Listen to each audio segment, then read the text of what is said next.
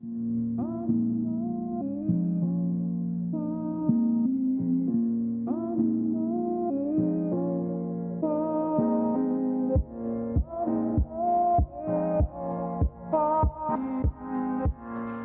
y'all, my name is Paula. I'm from 205 Bully Kennels here in Alabama.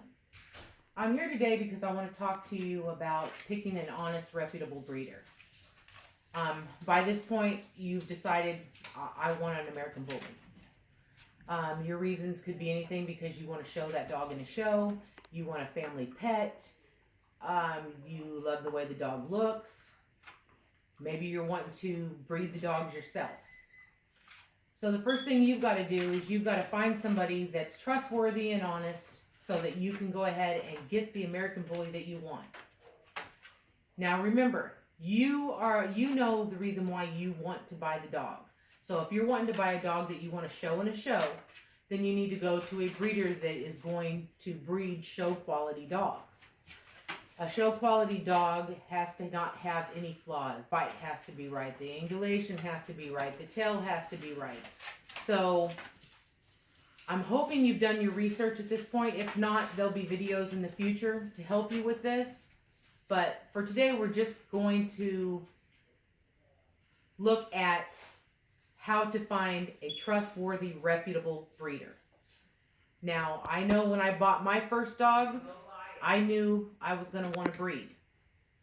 So I made sure that I went out and I spent money to buy good dogs so that I could start off making good dogs.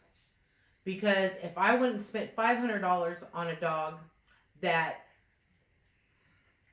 a puppy's a puppy, okay? But when they grow, they're going to turn into one of two things. They're going to be a awesome dog that you pictured in your mind, or they're going to look like a chihuahua. My first dog, my husband actually bought me for Valentine's Day.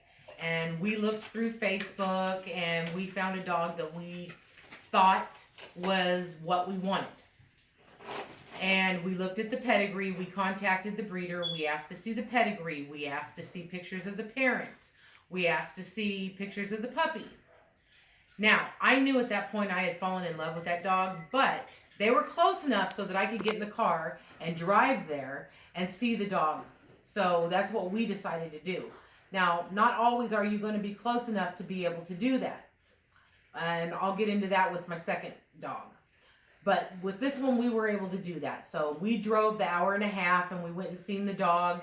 We played with the dog. We didn't just go there and say, I want this dog and get it. I mean, I watched the dog run out in the backyard to make sure that everything was correct on it. Now, you got to remember, this is my first bully. So, did I know really what I was looking at? No.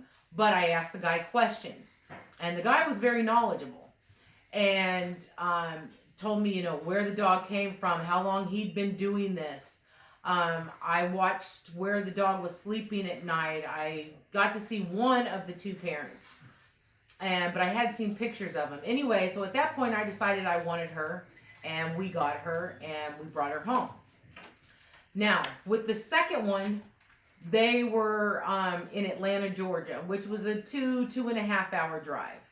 But this dog was one that I had gotten probably 6 months later. And again, I looked through Facebook. I looked at puppies after puppies after puppies. Now, everybody's going to purchase differently, but we knew we were going to breed. So I had to look at the pedigrees closely. I had been talking to the guy that I bought my first dog from. He's the one that taught me trust the blood. So I looked at this puppy. Now, the puppy I'm talking about now is Loki, who is now Champion Loki. I seen pictures of him, and I asked to see pedigree. And again, I'm a little more knowledgeable at what I'm looking at, but at the same time, I'm going back to my first guy and I'm going, what do you think about this pedigree? And it's okay to do that. If the breeder has sold you a dog, you should be part of their family now, and they should be willing to mentor you to the end. If you have questions, anything like that, because if they're just trying to sell you a dog and then they don't want to talk to you no more, they're not worth doing business with. Okay? Because you're going to have questions that need answers. A bully is not like any other dog. I mean, they are made from a pit bull and a Staffordshire bull. So basically, there's things that have been bred out of this dog, and they're smart and they're strong. And you have got to know about being the dominant one in the relationship. Otherwise, they will bully you. Just like they are a bully. They will bully you. So we purchased this one. Now, did I know this guy? Did not know him. Did not know him at all. He was wanting a $500 deposit from me. I was scared to death because the last one I went and I seen the dog and grabbed the dog and handed the guy the money. I had what I was paying for right then and there. Well, in this situation, that's not what was happening. I was having to send a deposit on a 3-week-old dog, and I was having to wait until the dog was 10 weeks old to get it. So he was wanting a $500 deposit from me. Well, you know, I'm not rich. I didn't have just $500 to send to somebody and not get a dog back.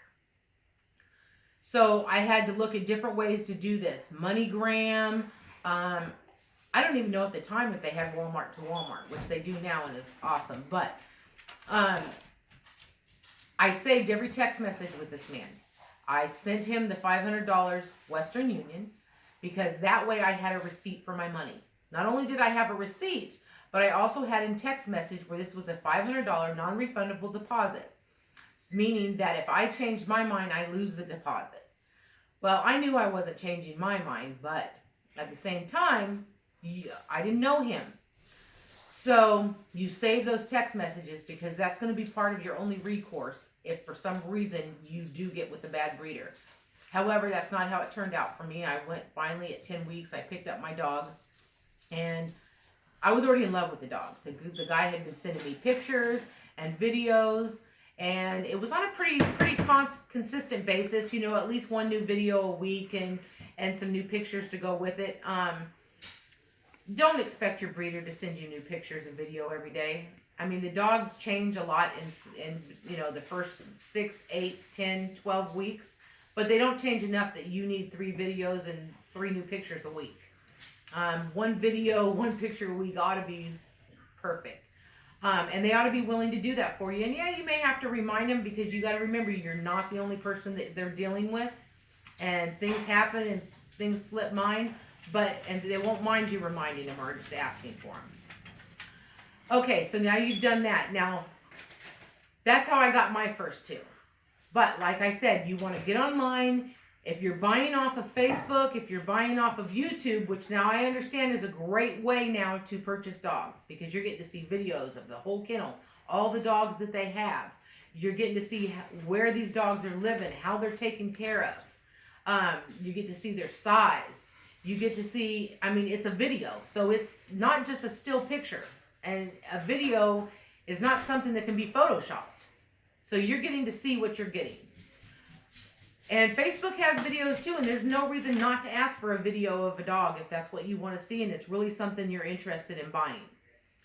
Now, another thing that you want to ask for when you are looking for an honest, reputable breeder is references. Here at 205 Bully Kennel, we will take deposits on dogs, and when we ship the dog, we have the shipper take a picture of the person when they're receiving their dog, and we post those up on our Facebook page or our website. If the person does not have pictures of people receiving their dogs, it makes me wonder, did they ever get their dog? So that's why we do that. So you want to see pictures. I mean, and there's nothing wrong. Don't feel like a stalker. Go stalk their Facebook. I mean, seriously, I have my 205 Bully Kennel page, and I have my page, Paula Moeller. And yes, I post pictures of my kids on there, and I post pictures of my grandkids, and I post little memes, and sometimes maybe some dirty little jokes or whatever. But you're getting a feel for that person by looking at their Facebook page. By all means, go look at it. And don't just text. Talk to that person. Ask that person, can I speak to you on the phone? If they say no, then guess what? Don't do business with them because it is hard to tell how somebody is through a text. Text is the most ill-conceived form of communication there is. You can't tell if somebody's lying to you through a text. Somebody could be trying to say the nicest thing to you, and guess what? It's coming off as sarcasm. So, talk to the person. hey, can I talk to you? If they say yes, great. Get on the phone. Have your list of questions and start talking to them. And don't just talk to them about the dog. You know, talk to them about some other things if you want to too, because that is where you're going to get a feel for this person. And if I'm doing business with someone, I usually ask them, can I talk to you? Because I want to know who I'm giving or selling a dog to. Because I don't want my dogs going to a bad home. I don't want my dog out on a chain 24/7. I don't want my dog left out at night in the cold. And I need to know, I need to get a feel if this person is genuine. And that's the feel you need to get from the breeder. If you're talking to that breeder on the phone and you're not getting a genuine feeling for them, or you got a bad feeling or a pit in your stomach, don't buy from them. Move on. Because there's a ton of breeders out there. And I'm going to tell you what, you're dealing in American bullies now. And I'm just going to say it like it is. There are some shady people out there. And I know because I've been took. I didn't just get into this and everything went honky-dory. No, I've had it all happen to me. So you want to make sure that you are seeing references. You are stalking their Facebook page. You are talking to them on the phone. You're saving the text pages where they're telling you that you're sending them $500 for a dog. And make them put the picture above what's being posted. And then respond with a yes or a no. And that's how we do it here. Because that way, if we don't come through with what we're supposed to do for you, you have recourse against us. And if you don't come through with what you're saying, then we have recourse against you. And hopefully, and most of the time, it goes very smoothly and you don't have to do that. But not everybody in this world is honest, and that's why we're making this video. If you have any questions or you need help finding a reputable breeder, or you're looking for a puppy from a reputable breeder, look us up, message us. My phone number's on there. Give me a call, and I'll be more than glad to answer any questions you have. And you all have a great day, and there will be more videos to come. Good day.